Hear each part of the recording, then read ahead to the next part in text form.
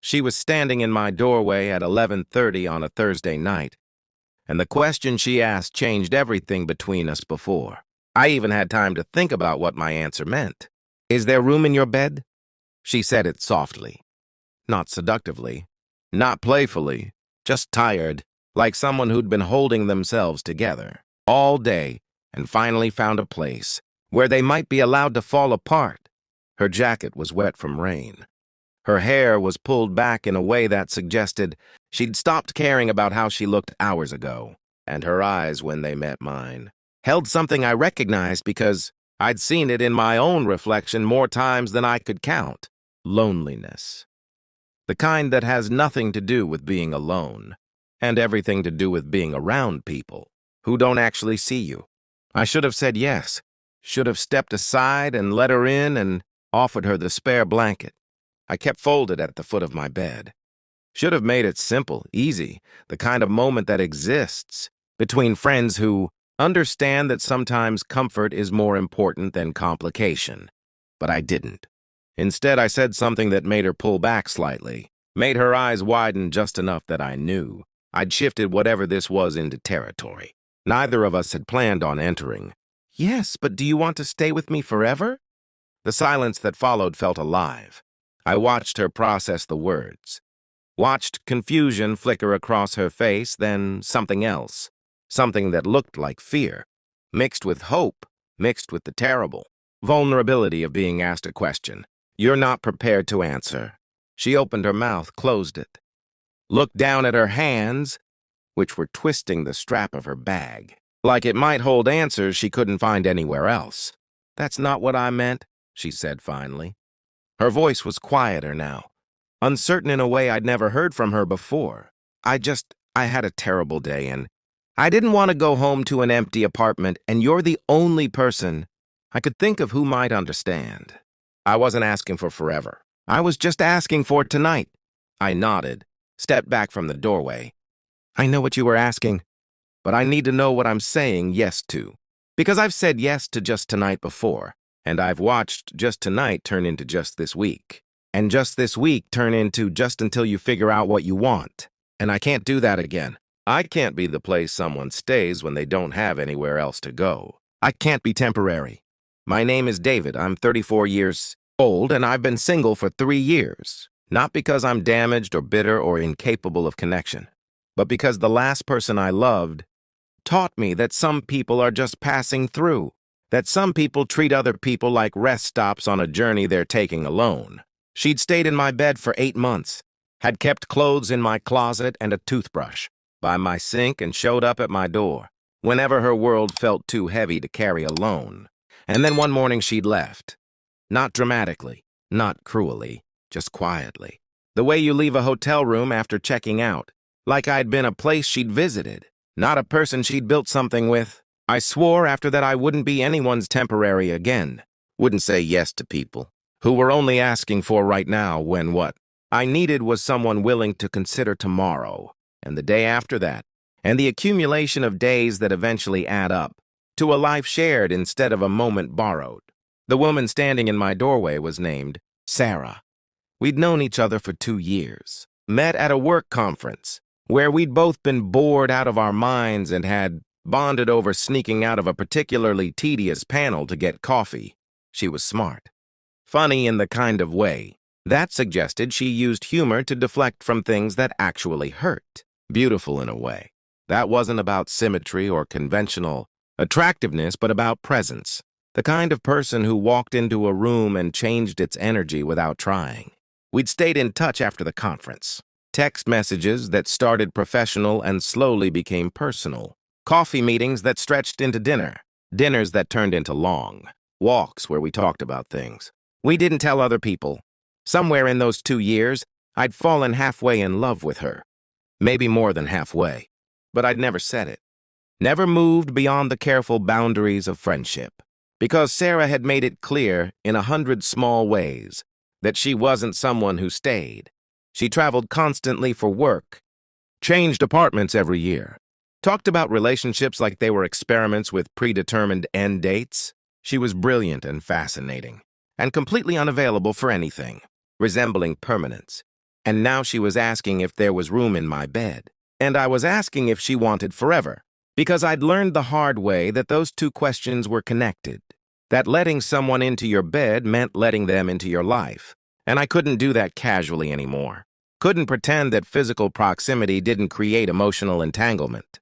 Couldn't act like sleeping next to someone was just logistics, when it was actually intimacy in its most vulnerable form. Sarah was still standing in the hallway, still processing what I'd said. I could see her thinking. Could see her trying to figure out if I was serious or making some kind of philosophical point. Could see the exact moment she realized I meant it. That I was actually standing here on a Thursday night telling her she couldn't come in unless she was willing to consider staying. "You're serious," she said. Not a question. A realization. "I'm serious. David, I just needed someone tonight. I wasn't asking for a relationship. I wasn't asking for promises. I was asking for a friend to let me not be alone for a few hours." "I know," I said. "And I'm that friend. I'll always be that friend. But my bed isn't neutral territory. It's not a couch or a coffee shop or someplace where we can hang out and pretend proximity. Doesn't mean anything. My bed is where I'm most myself, where I'm most vulnerable, where I sleep and dream and wake up and start my day, and I can't share that space with someone who's just visiting. I've done it before, and it almost destroyed me. So yes, there's room. There's always room for you, but not just for tonight. Not just until you feel better or figure out your next move or decide. You're ready to be alone again. If you come in, I need to know you're considering staying, not forever in some abstract romantic way, but forever in the sense that you're willing to try, willing to risk, willing to choose this, choose me, choose us becoming something more than what we've been pretending. We're not for 2 years. The words hung between us. I'd said too much, revealed too much, crossed a line we'd both carefully avoided crossing. But I was tired of careful, tired of protecting myself from disappointment by never asking for what I actually wanted, tired of being the person people came to when they needed comfort but never considered when they were thinking about their future. Sarah's eyes were wet now. Not crying exactly, just the shine that comes right before tears decide whether they're going to fall. "You think I've been pretending?" "I think we've both been pretending. I think you text me when you're in other cities and wish I was there. I think you compare dates to conversations we've had.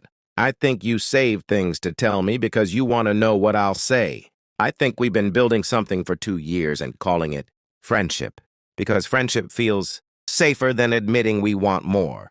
And you want more. I want you. Not just tonight when you're sad and don't want to be alone. I want you on random Tuesday afternoons. I want you arguing with me about movies and stealing food off my plate, and showing up at my door when nothing's wrong and you just felt like being here. I want the boring parts and the difficult parts, and all the parts that don't look like a moment. I want to build something that lasts, but I can't do that with someone who's already planning their exit. I can't start something with someone who treats connection like a temporary state."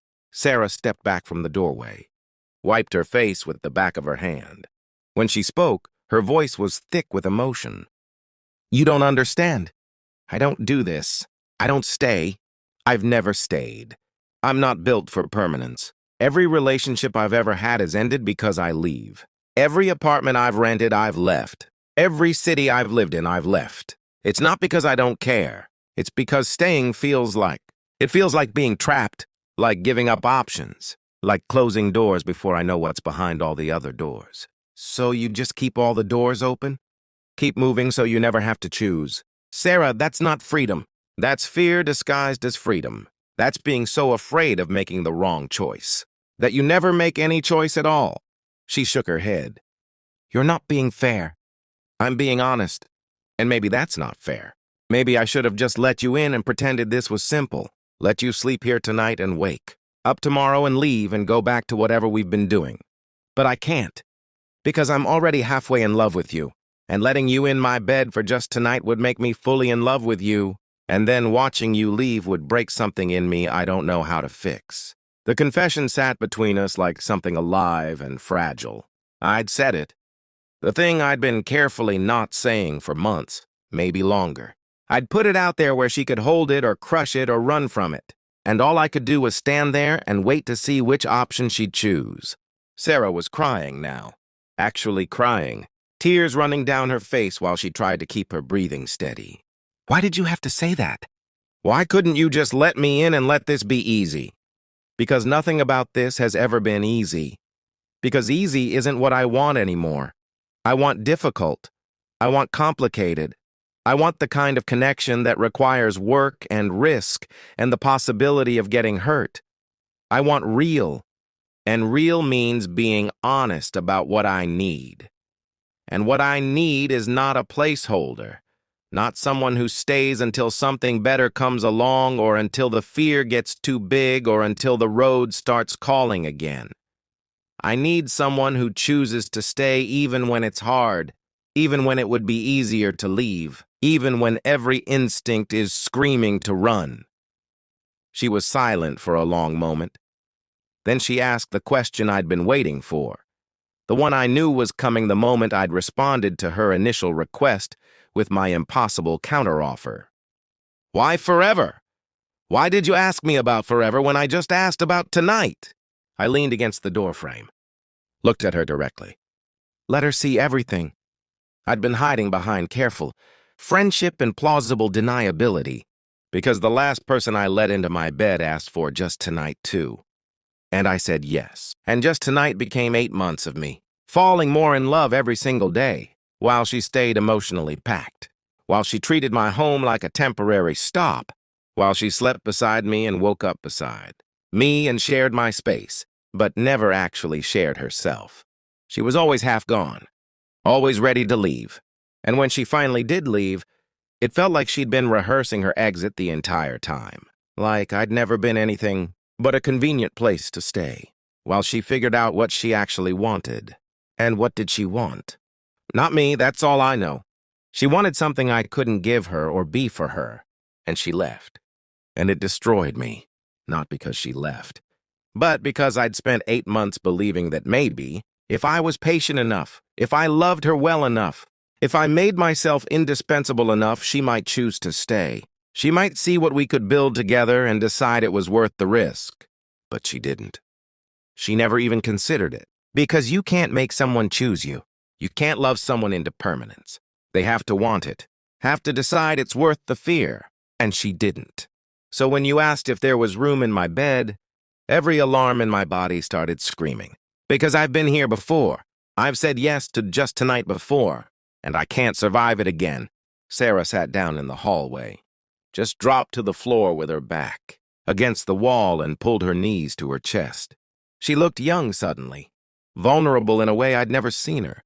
When she spoke, her voice was barely above a whisper. I've never stayed anywhere long, not just relationships, anywhere. My parents moved constantly.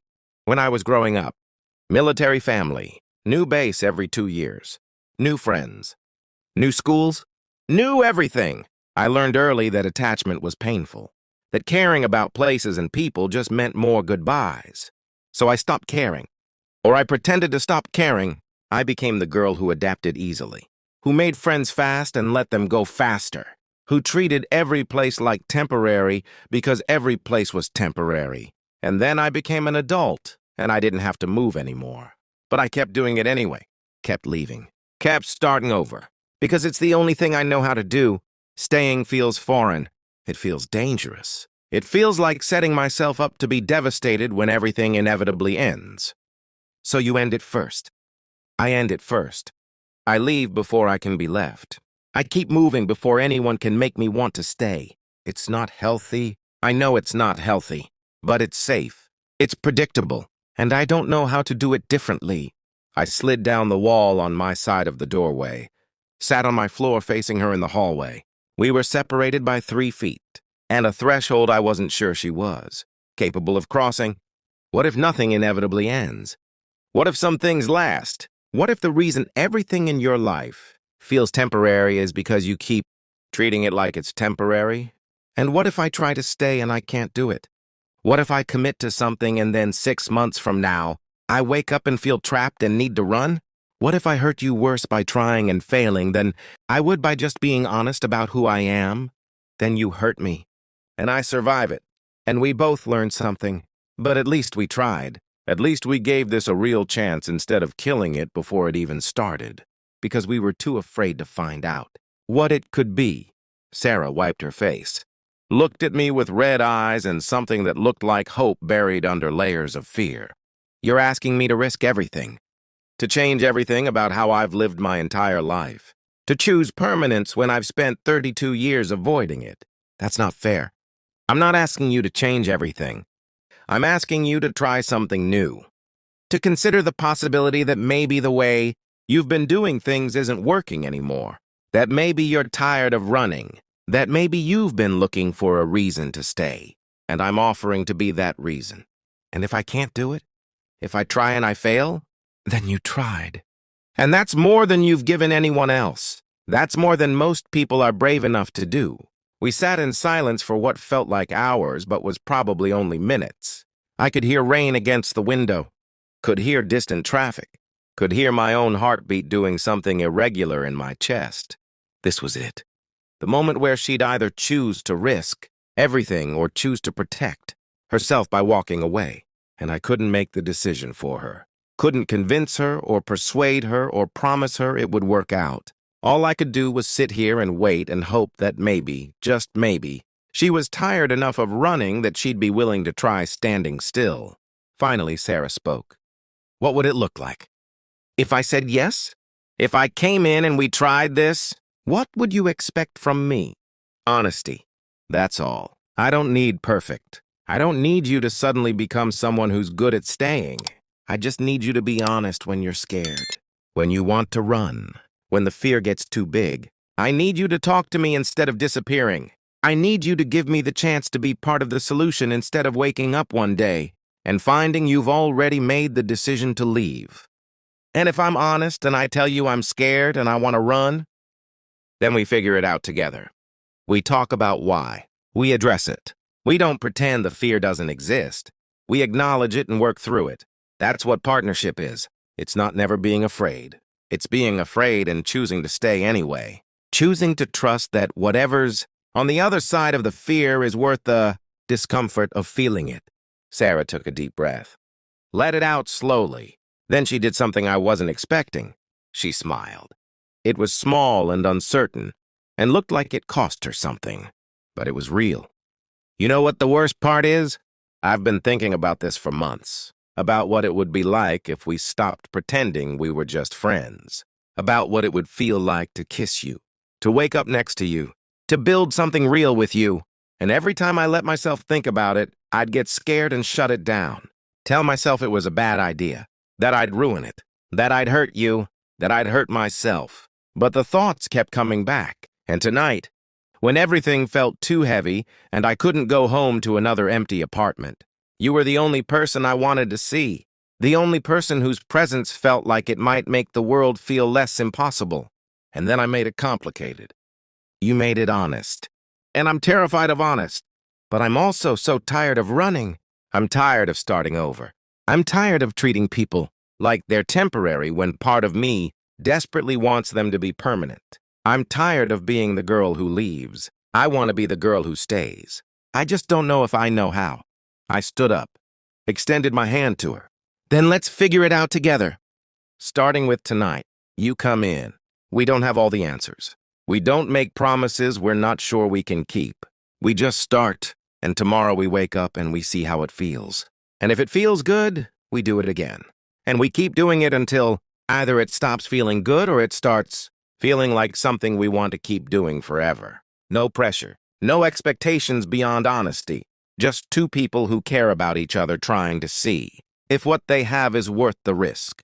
Sarah looked at my hand, at my face, at the open doorway behind me. I could see her thinking, could see her calculating, could see the fear and the hope warring in her expression. And then, slowly, she reached out, put her hand in mine. Let me pull her to her feet. Okay, she said quietly. Okay, I'll try. I can't promise forever, but I can promise to try. I can promise to be honest. I can promise not to run without talking to you first. I can promise to show up and keep showing up as long as I'm able. Is that enough? I pulled her into the apartment, closed the door behind her, looked at her standing in my entryway. with wet hair and uncertain eyes and the bravest expression I'd ever seen on anyone's face. It's everything. We didn't sleep together that night, not in the way the question might have implied to someone who didn't understand what we were actually talking about. We sat on my couch and talked until 3 in the morning, about her childhood, about my last relationship, about what scared us, and what we wanted and how we'd both been protecting ourselves from connection by pretending we didn't need it. We talked about attachment styles and trauma, responses and the difference between being alone and being lonely. We talked about what staying meant to each of us and why it felt so dangerous. Around 4, we moved to my bed. She borrowed a t-shirt to sleep in. We lay on opposite sides of the mattress, careful not to touch, both of us hyper-aware of the significance of this moment, of what it meant that she was here, that she'd chosen to try. "I'm terrified," she said into the darkness. "Me too. What if I wake up tomorrow and regret this?" "Then you tell me, and we talk about it, and we figure out if the regret is real or if it's just fear masquerading as regret. And if it's real, then you leave. And I'm sad. But I'm not angry, because at least you tried. At least we both tried." She was quiet for a moment.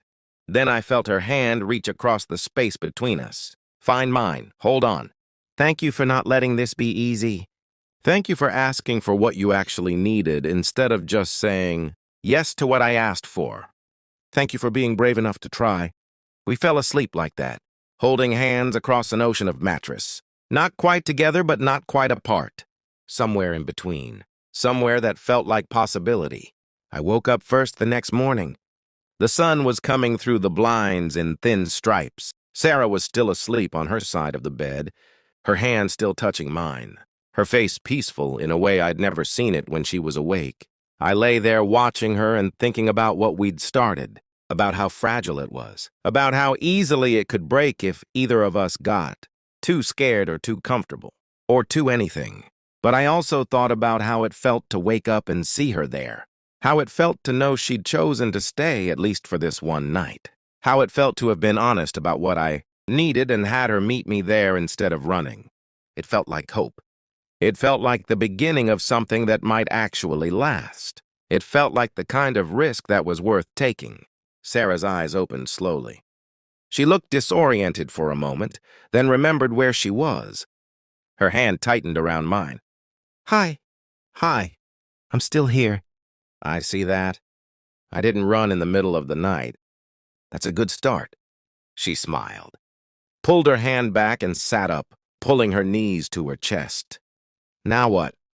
"Now we have coffee, and we talk about what happens next, and we take it one day at a time. You don't have to decide about forever today.